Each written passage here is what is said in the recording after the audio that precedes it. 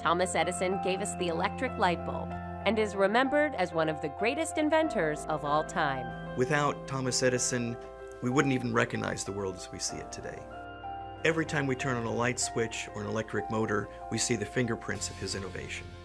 Born in 1854 in Milan, Ohio, Edison's first job was selling newspapers on the railroad. By age 15, he was a telegraph operator, where he became interested in electrical science. Edison set out to be an inventor. He hadn't really gone to school to be a scientist or engineer, but by the time he set up his invention factory in Menlo Park, he was producing inventions the way we would produce machines.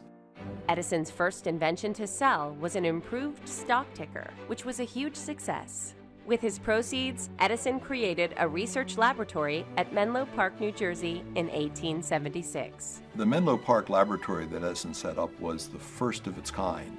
Today we would have called it an incubator, but at the time it was unique.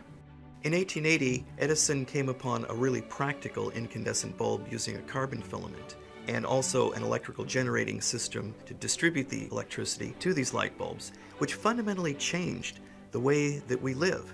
Our society suddenly became a 24-hour society. Thomas Edison acquired a staggering 1,093 patents in his lifetime. The storage battery, the motion picture projector, the motion picture camera, the phonograph, or record player as we would call it nowadays. We take for granted that we can listen to any music we want to hear at any time without having to go to a concert hall. But that was not possible before Edison. Thomas Edison made music and pictures more accessible. In 1928, Congress valued Edison's work at $15 billion when it awarded Edison the Congressional Gold Medal.